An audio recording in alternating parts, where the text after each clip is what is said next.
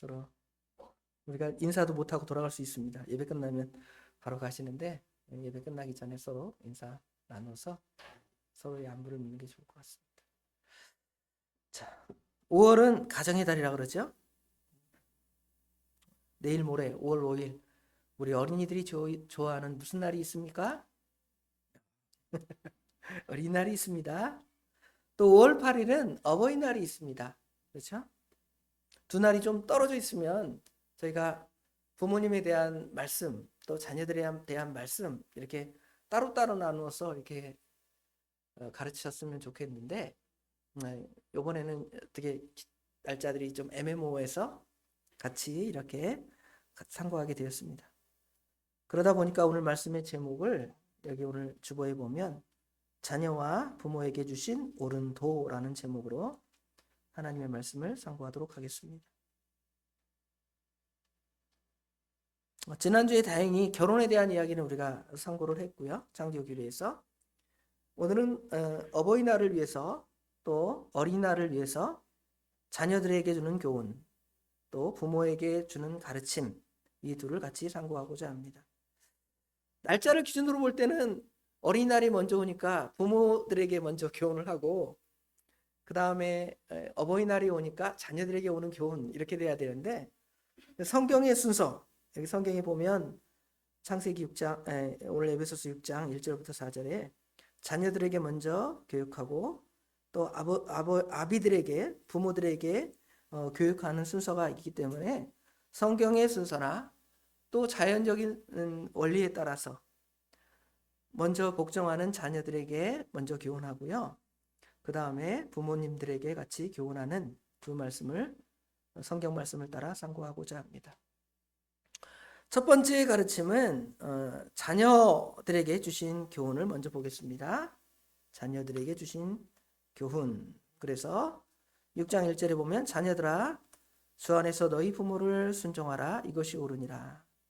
2절에 보면 내 아버지와 어머니를 공경하라 이것이 약속 있는 첫 계명이니 그랬죠. 어떤 세대는 자녀인 세대만 있습니다. 우리 아이들이나 우리 주일학생들은 자녀만 되죠. 부모 자기는 부모의 입장이 아니잖아요. 그렇죠? 반대로 우리 어르신들은 부모님이 다 돌아가셨으니까 자녀들밖에 없죠. 자녀나 손자. 끼인 세대인 저나 또 우리 성도님들 가운데 끼인 세대가 있어요. 부모님도 계시고 또 자녀도 있는 그러한 식구들은 이 두 말씀을 같이 생각해 보면 좋은 시간이 될 것 같습니다.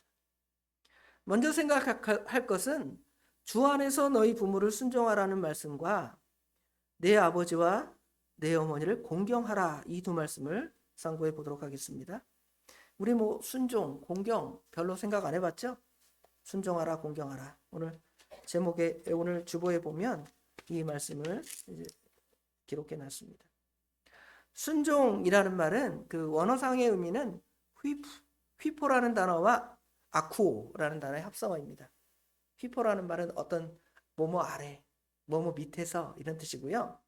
아쿠라는 말은 듣는다는 말이에요. 여러분 기타 중에 아쿠스틱 기타 있죠? 그 아쿠 듣는다, 잘 들린다 이런 의미를 갖고 있죠. 그래서 순종이라는 말은 누구 아래서 누구 밑에서 그 목소리를 잘 듣는 거 이게 순종입니다. 그래서 권위자의 말을 주의 깊게 듣고 그 지시에 따라서 움직이는 외적인 행동. 우리 회사나 어디 군대 이런 데 가면 상관이나 직장 상사들이 아래 직원들에게 이거 해라. 그러면 그거 잘 듣고 가서 어떻게 해요? 잘 순종하고 그 일을 집행할 때가 있죠. 이런 것들을 이제 순종이라고 합니다. 공경이라는 말은 다른 단어로 티마오라는 단어인데요. 여기는 단순하게 누구의 말을 듣고 순종하는 개념이 아니라 복종이라는 말은 그 존재 자체를 가치 있게 생각하고 무겁게 생각하고 비중을 두라는 거예요. 우리 부모가 계시고 어떤 권위자가 우리 앞에 있으면 그 사람의 말을 듣고 순종하여 움직이는 그것이 아니라 그 사람 자체 학교 선생님 우리가 선생님을 존경해야지 부모 존경해야지 사랑해야지 그렇죠? 대통령을 세웠으니까 우리가 대통령에게 복종하죠? 이런 것들은 이제 순종이라는 단어보다 공경이라는 단어를 쓰는 것이죠. 그래서 상대의 존재 자체를 귀히 여기는 내적인 태도는 공경이라는 단어를 쓰고요. 부모를 순종하는 그 행동적인 어떤 패턴으로 나타나는 것을 순종, 이 두 단어로 이렇게 원어적인 의미로 전혀 다르게 쓰고 있습니다. 우리도 이 두 단어를 따로따로 지금 같은 순종이나 공경이나 우리 머릿속에 생각할 때는 부모를 순종하는 것이 공경하는 것이고 부모를 공경하는 것이 순종하는 것이다, 이렇게 우리가 생각할 수 있지만 그 의미는 약간 다른 뉘앙스를 갖고 있음을 분명히 우리에게 가르쳐 줍니다. 이것은 우리 하나님께 대해서도 똑같이 적용돼요. 우리 하나님께 순종한다 그러면 하나님의 말씀이 있죠. 성경 말씀이 이렇게 하라, 저렇게 하라. 그러면 그 말씀을 우리가 어떻게 해요? 순종하는 것이죠. 그 말씀을 따라 살아가는 거예요. 그것을 순종이라고 한다면 하나님에 대해서 하나님이 존재하십니다. 하나님은 우주 만물을 창조하셨습니다. 하나님은 사랑이십니다. 그 사실을 우리가 믿고 그 하나님을 사랑하고 그 하나님을 존경하는 것, 이것은 하나님을 공경하는 것이 되겠죠. 하나님을 경외하는 것이 됩니다. 그런데 여기 보니까 순종의 원리와 공경의 원리가 다릅니다. 순종의 원칙은 주 안에서 순종하라, 이렇게 표현되어 있고요. 공경의 원리는 원칙이 없습니다. 무조건적이에요. 부모를 존경하고 부모를 사랑하고 섬기는 것은 무조건적이라면 부모에게 순종하는 것은 원칙이 있습니다. 무엇이라고 표현되어 있냐면 주 안에서, 이렇게 표현되어 있습니다. 주 안에서 순종하라는 말은 무슨 뜻일까요? 주 안에서 순종하는 것은 우리 부모가 자녀들에게 여러 명령을 할 수가 있습니다. 그렇죠? 그 명령을 하는데 그 모든 명령이 다 주님의 뜻에 맞는가 생각해 보라는 거예요. 예를 들어 엄마 아빠가 예전에, 지금 시대는 그런 악한 부모가 없지만 옛날 시대의 부모, 악한 부모들은 야, 저기 가서 뭐 훔쳐와라. 그렇죠? 너 왜 맞고 사냐? 한 대 때리지 말고 가서 10대나 때려줘라. 그러죠? 이거 선한 거예요, 악한 거예요? 악한 것이잖아요. 그런데 부모가 그렇게 하라 그랬으니까 자녀들이 그 악을 행하는 거예요. 남의 것을 빼앗고 남을 괴롭히고, 부모가 그렇게 명령하니까 우리 엄마가 그렇게 했어요, 우리 아빠가 그렇게 하래요. 그런 것들은 순종해야 됩니까? 안 해야 됩니까? 안 해야 되죠. 그래서 성경의 원리는 주 안에서 순종하라고 우리에게 말씀하는 것입니다. 그 말씀은 결국은 그 윤리 안에서 세상 사람들이 기본적으로 생각하는 윤리나 성경 말씀이 우리에게 가르쳐주는 기본 윤리를 벗어난 그러한 명령들이나 순종들은 우리가 순종할 수 없다는 것이죠. 그래서 그 말씀을 주 안에서 순종하라는 것입니다. 그런데 우리 부모가 자녀들에게 주 밖에서 명령하는 그런 명령들은 별로 많지 않아요. 대부분의 명령들이 다 자녀들을 위하고 또 사회적으로 선하고 하나님의 기뻐하시는 뜻을 우리 부모가 우리 자녀들에게 어떻게 해요? 명하죠. 부모를 공경해라, 인사 잘해라, 학교 가서 공부 잘해라, 선생님 말씀 잘 들어라, 친구들하고 싸우지 마라. 이게 다 윤리적으로나 성경 말씀 안에 보면 다 선한 것이잖아요. 그런 것들은 우리가 절대적으로 순종해 나가야 합니다. 그런 의미에서 성경은 주 안에서 순종하라고 볼 수 있습니다. 그런데 부모를 공경하는 원리는 달라요. 요새는 우리 애들도 농담하는데 부모를 공경하라 그랬잖냐? 그러면 뭐라 그래요? 뭐라 그럴까요? 부모를 공격하라 이래요. 얼마나 이 세대가 강팍해졌고 완악해졌는지를 우리에게 가르쳐 줍니다. 그런데 부모는 왜 무조건적으로 공경해야 할까요? 엄마, 아빠, 어머니, 아버지, 할머니, 할아버지 무조건 공경하래요. 공경하는 원리가 있을 거 아니에요? 그냥 무조건 공경하라예요? 그러지 않습니다. 공경하라는 원리는 하나님께서 우리에게 육신의 생명을 주신 분이기 때문에 공경하라는 거예요. 왜 육신의 생명을 준 부모를 공경하라는 그 원리 안에는 또 어떤 원리가 또 포함되어 있냐면 우리의 영적인 생명을 주신 누구를 공경하라는 거예요? 우리 하나님을 공경하라는 거예요. 하나님을 공경하는 원리를 따라서 우리의 부모를 공경하라는 것입니다. 하나님은 우리에게 영적인 생명을 주신 분이시고 부모는 우리에게 육신의 생명을 주신 분이잖아요. 그런데 우리 육신의 생명을 주신 그 부모를 공경하지 않으면서 나 부모 없어요. 나 그냥 호적에서 파세요. 나는 엄마 말씀, 아빠 말씀 안 듣겠습니다. 이런 사람들이 있잖아요.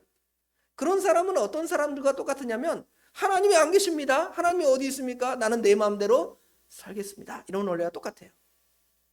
그러니까 부모를 공경하는 원리는 무조건적인데 그 이유는 뭐냐면 하나님을 무조건적으로 우리가 순종해 나가는, 공경해 나가는 그 원리를 따라서 그대로 적용되는 거예요. 하나님은 우리의 영적인 부모라면 여러분의 육신의 부모, 그거 누가 주셨어요? 하나님이 주셨잖아요. 여러분의 그 생명과 피를 누가 주셨냐면 하나님이 주셨지만 누구를 통해 주셨습니까? 육신의 부모를 통해 주셨기 때문에 우리가 성경에서 부모를 공경하라고 하는 것입니다. 그런데 사람들이 왜 점점 부모를 거부하는 시대가 됐을까요? 요즘 부모를 거부하는 시대가 되잖아요. 아까 말한 대로 농담으로 우리 아이들이 말하지만 부모를 공격하라 이렇게 말이 됐을까요? 사회가 그런 사회를 만들어 가기 때문에 그렇죠. 인간이 타락했기 때문에 하나님의 존재를 거부하는 시대가 됐습니다. 처음에는 아담, 하나님과 교통했죠. 심지어 아담의 아들 가인은 하나님께 버림받은 자예요. 그런데 그 가인조차도 창세기에 보면 하나님과 대화를 해요. 가인이 죄를 지은 다음에 하나님께 기도하잖아요. 하나님, 내가 너무 괴롭습니다. 저 사람들이 나를 공격하면 어떡하죠? 하나님과 대화를 해요. 그런데 시대가 점점 지나가면서 예수를 믿는 사람 아닌 모든 인류들은 다 하나님과 아예 관계가 단절된 거예요. 하나님이 없다고 하는 시대가 된 거라는 것이죠. 하나님이 없다는 시대에 그 원리가 그대로 적용되면 하나님이 우리를 만드신 창조의 원리를 인정하지 않으니까 무슨 원리까지 인정하지 않는 거예요? 우리의 육신의 생명을 주는 그 생명의 원리까지도 부정하는 거예요. 그냥 엄마 아빠는 나에게 그냥 생명을 준 통로에 불과한 것이지 아무것도 아니라는 거예요. 이런 생각이 바로 우리의 모든 그러한 사상에 사고에 영향을 미치게 된 거예요. 무신론의 시대가 됐잖아요. 무신론의 시대. 신이 없다. 지금부터 200년 전, 300년 전만 해도 사람이 신이 없다고 생각하지는 않았습니다. 신은 존재해. 그런데 하나님을 모르니까 여러 잡신들을 섬기잖아요. 귀신도 섬기고, 그렇죠? 달도 섬기고 해도 섬기고 그걸 다 신이라고 섬기잖아요. 그런데 사람들이 똑똑해진 것 같아요. 저런 것들이 신 아니야. 그런 것들이 신이 아니니까 진짜 하나님도 어떻게 하는 거예요? 신이 없어. 신이 어딨어? 무신론? 진화론. 사람이 어떻게 생겼습니까? 하나님께서 만드셨습니다. 창세기 1장 1절의 말씀을 인정하지 않는 사람은 처음에 아메바 무슨 하등 동물이 있는데 하등 생물이 있는데 점점 진화가 돼가지고 원숭이가 되고 원숭이가 사람이 됐어. 되게 과학적이고 논리적인 것처럼 설명이 되잖아요. 그러면 그 처음에 생긴 그 생물은 뭐냐? 그것도 저절로 생긴 거예요. 그러면 여러분 부모 혹시 우리가 어릴 때 부모에서 버려지거나 고아인 사람도 있잖아요. 그럼 그런 사람들이 나는 고아예요. 나는 부모 없어요. 이럴 수 있지만 그래도 그 부모가 버렸지만 부모가 존재해요? 존재하지 않습니까? 존재하지 않아요. 그런데 모든 인류가 그 존재를 부인하는 거예요. 하나님을 부인하는 거예요. 하나님을 부인하니까 누구도 부인할 수밖에 없어요. 하나님도 사람도 부인하는 거고 사람도 부인하면 결국은 자기 부모도 부인하는 거죠. 나는 저절로 태어났어요. 우리 어머니 아버지 열을 확 받으면 자녀들한테 뭐라 그래요? 야, 네가 저절로 생겨났냐? 내가 너 같은 거 먹고 미역국을 먹다니 이러면서 화내잖아요.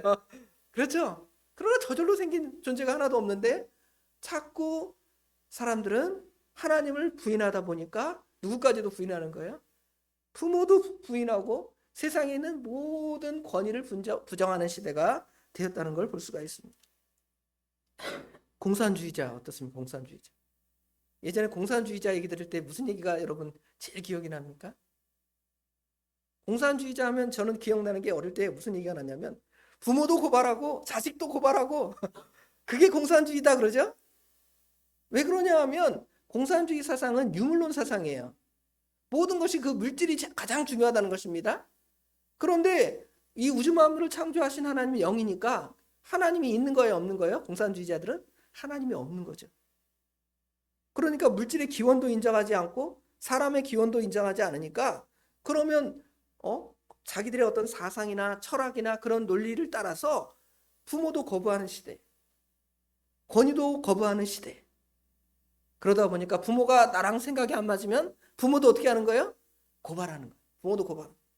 자식도 공산주의 사상에 안 맞으면 자식도 어떻게 해요? 고발해서 다 때려 죽이는 시대예요. 이게 다 바로 하나님의 권위를 부정하는 시대가 되었기 때문에 그게 점점점 더 커지는 거예요. 무신론의 그 사상들이 더 커지는 거예요. 지금보다 더 커질 거예요, 앞으로. 다 신이 없다는 시대가 되는 거예요. 과학이 최고다. 과학주의 시대가 됐어요. 물론 과학이 우리에게 유익함을 주고 또 하나님의 존재하심을 설명하는 귀한 원리도 됩니다.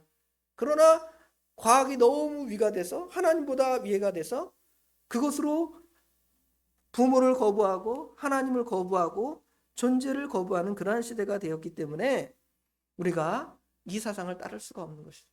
그래서 부모를 공경하는 원리는 우리의 생명을 주신 분이 누구인지를 명확히 알고 깨닫는 거예요. 우리의 생명을 주신 하나님, 우리의 육신의 생명을 주시는 부모, 이것은 기본적으로 인정하라는 거예요.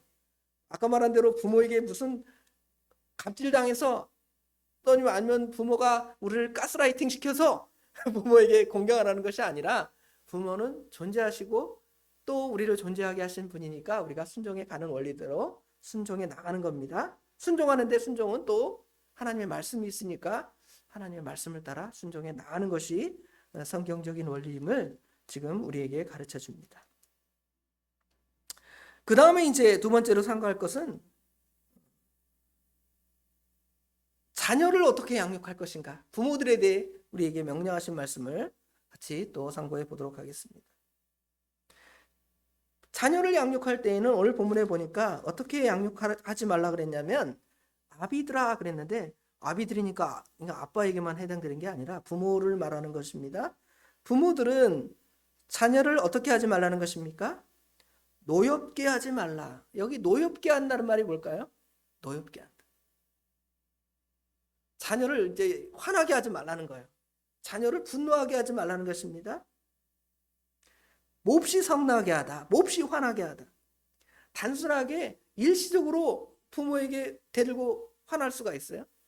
그런데 그것이 지속적으로 꾸준하게 계속 열받게 하는 거예요. 지속적이고 반복적인 자극을 통해서 그 마음속에 분노나 원망이나 좌절감을 그 자녀들에게 심어주는 거예요. 그럼 과연 자녀들이 무엇 때문에 열받을까? 분노할까? 이걸 생각해 봐야 될 거 아니에요? 그냥 애들이 그냥 분노하는 게 아니잖아요. 첫 번째로 보면 일관성이 없는 기준. 자녀들을 양육할 때 어쩔 때는 이렇게 하라 그래요. 저럴 때는 저렇게 하라고 해요. 저도 그래요. 뭐 어떤 부모나 다 그러고 아마 우리 어린 자녀도 자기들이 커서 부모가 되면 그럴 수도 있어요. 자기가 좀 기분 안 좋으면 하지 말라 그러고 하면 막 때리고 그러죠. 그러다가 자기가 기분 좋을 때고 편할 때는 아무 말도 안 해요. 그렇죠. 그러면 자녀들의 입장에서 볼 때는 우리 엄마나 아빠는 이상한 사람이야. 어쩔 때는 하라고 그러고 어쩔 때는 하지 말라고 그래. 그렇죠. 굉장히 일관성이 없습니다. 저도 그래요. 여러분만 그런 게 아니에요. 그렇죠? 이거는 뭐에 맞지 않냐면 우리 하나님의 마음과 맞지 않아요. 우리 하나님은 어떤 하나님이신데? 우리 하나님은 어제나 오늘이나 동일하시다 그랬잖아요. 근데 우리가 하나님의 자녀로 하나님을 믿는다고 하는데 하나님의 성품을 담지 않아서 일관성이 없어요. 오늘은 이랬다가 내일은 저랬다는 것이 우리 자녀를 화나게 해요. 그 다음에 이제 지나친 엄격함과 통제. 우리가 그런 규제를 어느 정도 받기는 해야 돼요. 성경에 보면 주의 형제를 양육하라 그랬으니까 뭐 매도 좀 맞을 수도 있고요. 요새는 매 때리면 큰일 난다고 하는데 그렇죠? 뭐 몇 시까지 들어와라 뭐 있잖아요.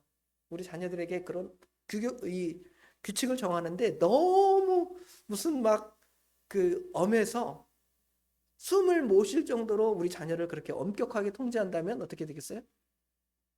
열받는 거죠. 다른 애들은 다 안 그러는데요. 왜 우리 엄마하고 우리 아빠만 그렇게 나를 험하게 엄격하게 통제하시고 나를 갖다가 괴롭힐까? 그러면 그게 점점 쌓이면 어떻게 돼요? 분노가 되잖아요. 또 비교하고 비하하는 거. 비교하잖아요. 야, 옆집에는 전교 1등인데 너는 뭐냐? 등수 전교 꼴등이네. 너 머리라고 달고 다니냐? 그러잖아요. 애들이 열 받아요, 안 받아요? 받을 수밖에 없습니다. 또 편애하는 거예요. 어떤 애는 이뻐요. 이쁘다. 다른 애는 어때요? 구박하는 거예요. 편애하는 거. 과도한 기대. 아이들에 대해서 과도한 기대를 해요. 너는 공부 잘해서 앞으로 뭐가 훌륭한 사람이 돼야 된다는데 사회가 그렇게 그런 아이로 만들어 가지는 않습니다. 그냥 건강하고 씩씩하고 믿음 안에서 잘 자라가면 좋겠는데 우리 부모는 그렇지 않아요. 저도 그래요. 우리 애들한테. 뭐 어떤 부모만 그렇습니까? 저도 우리 아이들 잘 되고 야 그래도 아빠 아들인데 창피하게 너 뭐냐 너 성적표 갖고 와봐. 야 뒤에서 첫째 둘째 하네. 창피하잖아. 잘해. 이러면 어때요? 애가 열 확 받겠죠? 열 안 받을 수가 없습니다. 왜 그렇다면 부모들은 자녀들을 노엽게 할까요? 자녀를 노엽게 하는 이유는 자녀들이 자기의 부속물이라고 생각을 합니다. 물론 부모가 자녀들에게 생명을 줬으니까 어떤 원칙에서 보면 잘 따르고 순종하면 좋겠지만 자기 거 아니에요. 하나님의 것입니다. 다 자기 원리대로 생활대로 살아갑니다. 또 자신의 욕구 충족. 내가 이렇게 못했는데 너는 이렇게 했으면 좋겠어. 이런 사람이 됐으면 좋겠어. 너무 커요 그 꿈이. 그래서 그 아이를 통해서 자신이 못 이루었던 그것을 다 이루어가는 그것들이 다 자녀를 어떻게 하는 거예요? 자녀를 노엽게 하는 거예요. 참 노엽게 합니다. 저도 그래요. 부모를 공경하지 아니하는 진화론, 무신론의 공산주의 사상을 얘기했지만 반대로 타락한 인간들은 하나님께서 우리에게 주신 생명을 함부로 하는 것이죠. 예전에는 여러분 로마 시대나 이런 시대 때는 어떻게 했냐면 그 자녀들의 생사 여탈권이라 그래요. 자녀들을 죽일 수 있는 생사 여탈권이 누구에게 있을까요? 부모에게 있어요. 그러니까 너 내 말 안 듣으면 넌 죽는 거야. 지금이야 뭐 조금 크면 어때요? 집 나갈래? 내가 알아서 먹고 살 거야. 뭐 어디 가서 취직해갖고 일하면 내가 이 집구석 그러면서 나가잖아요. 그렇죠? 생존할 수 있지만 옛날에는 어때요? 나가면 죽을 수밖에 없는 거예요. 그러니까 거기에 그냥 순종할 수밖에 없는 것이죠. 하나님께서는 우리 인간에게 주신 그 생명을 함부로 다루고 죽이고 학대하라 그러지 않으시고요. 성경에 보면 생육하고 번성하며 땅을 정복하고 다스리라 그러죠. 근데 정복하고 다스리라는 그 히브리어 그 원어의 의미는 이것을 파괴하고 학대하고 괴롭히고 다 내 수하에 두고 나한테 복종하지 않으면 큰일 나. 이런 개념이 전혀 없습니다. 오히려 사랑하고 아끼고 보호하는 그 원리가 담겨져 있죠. 자연 만물을 우리가 파괴하잖아요. 생태계를 파괴하잖아요. 하나님께서는 생태계를 파괴하지 않고 보존하는 원리까지 다 담고 있어요. 물론 어느 정도 우리가 개발하고 어느 정도 우리가 그것을 잘 활용해 쓰는 것은 죄가 아닙니다. 극단적으로 환경론자들은 그걸 거부하는 사람들이 있습니다. 그러나 반대로 그냥 생각 없이 다 파괴하는 거예요. 여기다 길 만들어야 돼. 다 파괴 없어. 이러는 거 보호하지 않는 거예요. 전혀. 사람들도 그렇고요. 모든 물건들도 다 그렇게 하는 것입니다.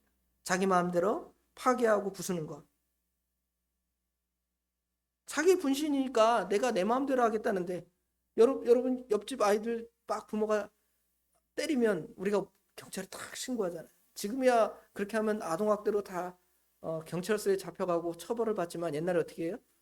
옆에 자녀들 막 맞고 있어도 옆에서 뭐라고 말해요? 못해요? 못하잖아요. 내 새끼 내가 그렇게 키우겠다는데 무슨 잔소리입니까? 이러잖아요. 그렇죠? 이렇게 나오는 것은 결국 인간이 타락했기 때문에 그래요. 인간이 타락한 인간들은 하나님께서 주신 그 귀한 것들을 귀하게 쓸 줄 모르고 내 마음대로 쓰다가 여러분 우리 2층에 준 2층에 장난감 많이 있었잖아요. 다 갖다 치웠는데 그 장난감들 보면 애들이 잘 갖고 놀지 않아요? 어떻게 해요? 막 하다가 다 어떻게 돼요? 다 부서지잖아요. 그렇죠? 그 인간의 그 심리가 모든 것을 그냥 아끼고 보호하고 야, 잘 써야 되겠다 이런 것보다 그냥 막 하다가 부서지고 갖다 버리는 원리가 인간의 마음에 있어요. 왜 그랬냐면 인간이 타락했기 때문에 그런 원리가 있는 거예요.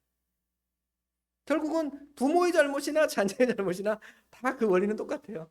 부모를 공경하지 않은 원리는 하나님을 인정하지 않으니까, 타락해서 하나님을 인정하지 않으니까 부모를 거역하는 거고요. 자녀를 갖다 그렇게 학대하는 것도 마찬가지로 하나님께서 귀하게 생각하고 보존하고 보호하라고 아끼라고 말했는데 그것을 다 잊어버리고 막 때리고 패고 막 그러는 거예요. 인간이 그렇게 완악하다는 것을 우리에게 가르쳐 주면서 우리 예수 믿는 사람은 그 원리를 이제 회복된 거잖아요. 중생한 사람들은 하나님과의 관계가 회복되었고 사람과 사람 관계가 회복되었으니까 이제 부모를 순종하는 것이 당연하고 자녀를 사랑하는 것이 어떻게 되는 거예요? 당연한 원리가 되는 거예요. 그러니까 지금 에베소서에 지금 바울 사도가 이런 귀한 말씀을 우리에게 주는 거예요. 자녀들아 주 안에서 순종하라. 이게 옳다. 부모들아 자녀를 노엽게 하지 말고 주의 훈계와 교훈으로 양육하라 그러잖아요. 얼마나 그 자녀들을 학대하는 그 영역이 커져서 어떻게 나오냐면 이게 이제 사회적으로 볼 때 학교 가면 옛날에 학교 선생님들이 어떻게 해요? 막 애들을 막 이 자식 말 안 들어 너 자율학습 어디 땡땡이 쳤어 와 그러더니 어디를 날려요? 기사대기 귓방망이한테 막 날리잖아요. 그렇죠? 또 요새는 어떻게 해요? 요새는 선생님들 막 때리고 그러잖아요. 반대로 이게 다 타락된 인간의 전형의 형태입니다. 국가 예전 우리나라 독재주의 국가 때는 전두환 얼마 무서워 칼 들고 왔어. 너 나 반대 남산 끌고 가.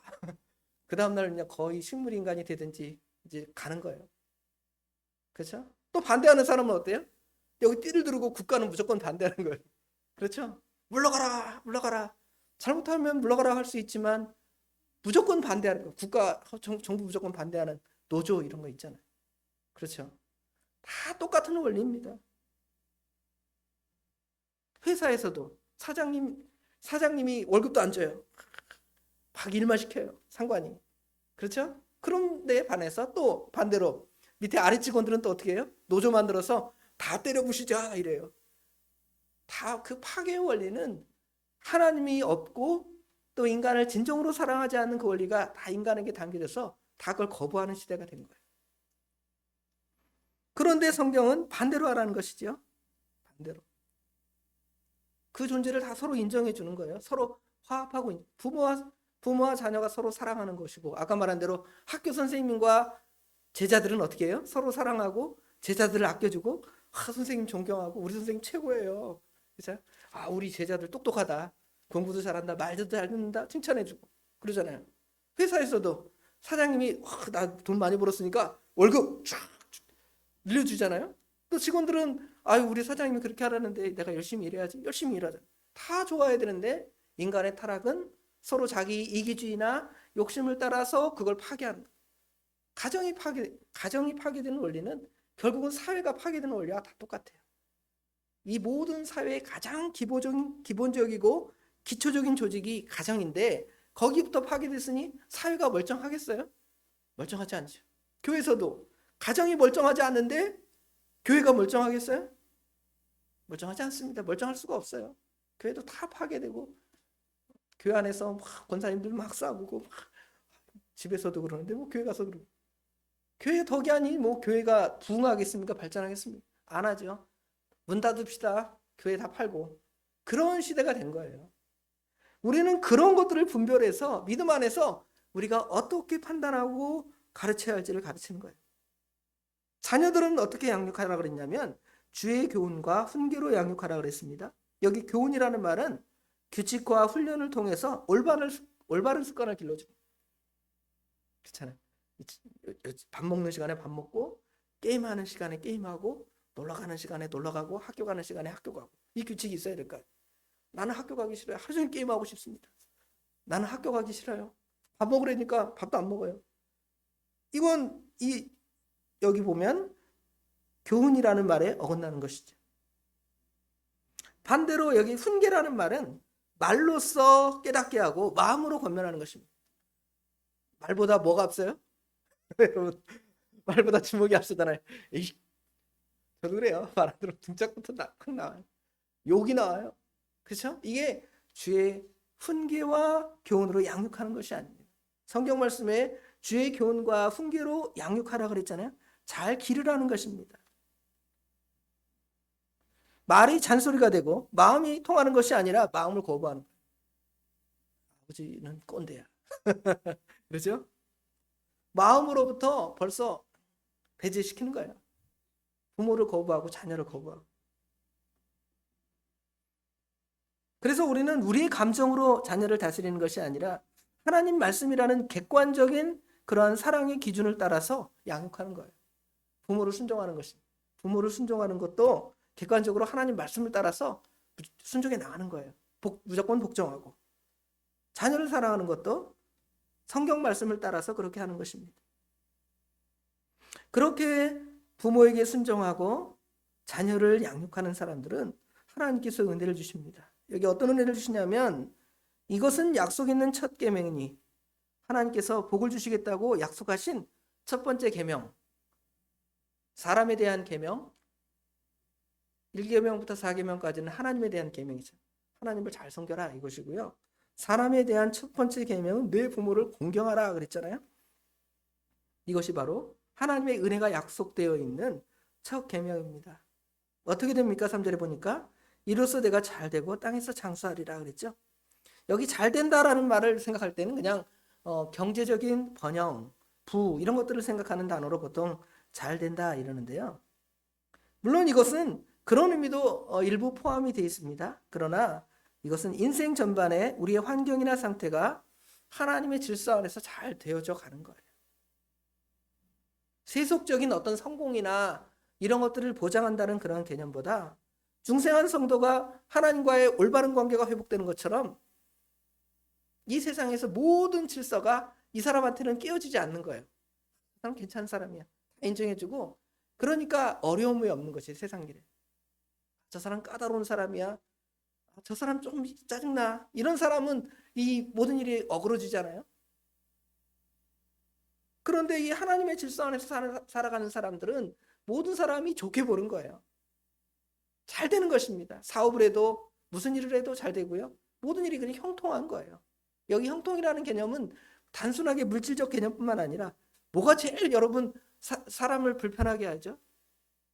관계가 제일 불편하잖아요. 그 관계가 불편하면 옆에 못 앉아 있어요. 같은 교회 못 다닙니다. 그런데 다른 거 좀 다 서먹서먹해도 뭐가 좋으면 서로 관계만 좋으면 괜찮은 거예요. 그렇죠? 하나님과의 관계가 회복되는 것은 사람과의 관계도 그렇게 회복되는 것을 말하는 것입니다. 영적인 질서가 회복되어지는 그러한 의미를 여기 성경에서 잘 된다고 말하는 것입니다. 땅에서의 장수 역시 그러합니다.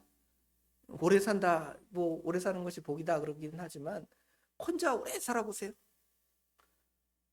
아무 가족도 없이 나 혼자 오래 산다. 그럼 뭐라 그래요? 징글징글하다 그러죠. 아니 하나님 나 왜 안 데려가십니까? 이렇게 나 혼자 독거노인으로 자녀도 다 그냥 뿔뿔이 다 흩어져서 살았는데 나만 100살까지 이렇게 오랫동안 살아야 됩니까? 그러지 않잖아요. 건강하게 또 관계도 유지되는 거예요. 자녀들이 좀 가까이 살지만 그 자녀들과 소통도 잘하고 자녀들이 전화해서 부모님 엄마 어떠시냐고 묻고 이럴 때 우리가 오래 살면 어때요? 좋죠. 근데 자녀들이 멀리 떠나서 1년에 전화 한 통도 안 해요. 이거 오래 사는 게 복입니까? 복이 아니죠. 그렇죠. 땅에서 장사하는 건 역시 소통하는 것이 중요합니다. 저도 참 전화를 좀 잘 안 하는 편인데 좀 부모님한테 전화 좀 해야 되겠는데 말은 그런데 잘 못해요. 그러니까 자꾸 이렇게 서로 소통하고 안 되니까 AI한테 시키잖아요. 얼마나 심심하면 진이야 내 말 좀 들어줘 그러잖아요. 그렇죠? 그런 시대에 여러분 오래 살고 싶습니까? 아니잖아요. 믿음의 사람들끼리 사람과 사람이 교제하고 교통하는 거잖아요. AI가 좋긴 하지만 단점이 거기 있잖아요. 사람과 사람을 못 만나게. 그렇죠. 예전에 우리 코로나 시대에 영상으로 줌으로 예배드리는데 육신적으로는 굉장히 편하죠. 뭐가 통하지 않아요? 마음이 통하지 않는 거예요. 얼굴을 봐야지. 얘기를 실제로 들어봐야지. 지난주에 어떻게 지냈는데, 누가 나 속상하게 했어. 그래서 소통을 해야 될 거 아니에요? 그게 유익한 거 아닙니까? 자, 오늘 하나님께서 우리에게 주신 은혜, 자녀들아, 아비들아. 이 말씀을 우리가 깊이 생각하면서 여기 본문 다시 한번 읽어보고 말씀 마치겠습니다. 1절부터 4절 말씀 다 같이 한번 다시 읽어봅시다. 다 같이 읽습니다. 자녀들아, 주 안에서 너희 부모에게 순종하라. 이것이 옳으니라. 내 아버지와 어머니를 공경하라. 이것이 약속 있는 첫 계명이니 이로써 내가 잘되고 땅에서 장수하리라. 또 아비들아, 너희 자녀를 노엽게 하지 말고 죄의 교훈과 훈계로 양육하라. 이 말씀을 따라서 한번 가정의 달, 또 어린이주일, 어버이주일을 잘 보내는 귀한 시간이 되길 주님의 이름으로 축원합니다. 기도하겠습니다. 아버지 하나님, 은혜와 사랑을 진심으로 감사합니다. 오늘도 저희를 사랑하여 주셔서 세상에 바쁜 일 많고 즐길 것 많고 육신의 안위를 찾아 할 일이 많지만 그래도 말씀을 통하여 하나님의 선한 뜻을 배우고 찾도록 주님의 전으로 불러주시고 은혜 자리를 불러주신 것 참으로 감사합니다. 아버지 하나님, 자녀들에게 주신 교훈, 부모를 순종하고 공경할 것을 명령하셨사오나 저희들 완악하고 패역하게도 하나님을 거부하는 그 마음이 그 안에 있어서 부모도 똑같이 거부하고 세상의 악한 길로 가는 그러한 세태를 따라 살아가는 저희들에게 부모를 존경하고 공경할 마음을 우리에게 주신 것 참으로 감사합니다. 자녀 역시 사랑의 대상이요 하나님께서 우리에게 맡기신 귀한 아버지 하나님 존재들인데 저희들 자녀를 귀하게 여기지 아니하고 아버지 하나님 노엽게 하고 학대하고 갑질하는 그런 부모가 혹시 우리가 되지 아니하였는지 이 말씀을 통해 돌아보게 하시고 우리가 우리 하나님과의 관계를 바로 하면 이 사람과의 관계도 저절로 잘 되는 것인데 이 둘 중에 하나가 부족하면 다 부족한 줄을 저희가 깨닫고 이 일을 잘 순종해 나가는 금번 한 달 특별히 가정의 달이 될 수 있도록 우리 하나님 친히 인도하여 주시옵소서. 모든 것 주님께 맡깁니다. 우리 주님께서 복되게 인도하여 주실 줄 믿사오며 예수님의 이름으로 간절히 기도드리옵나이다. 아멘.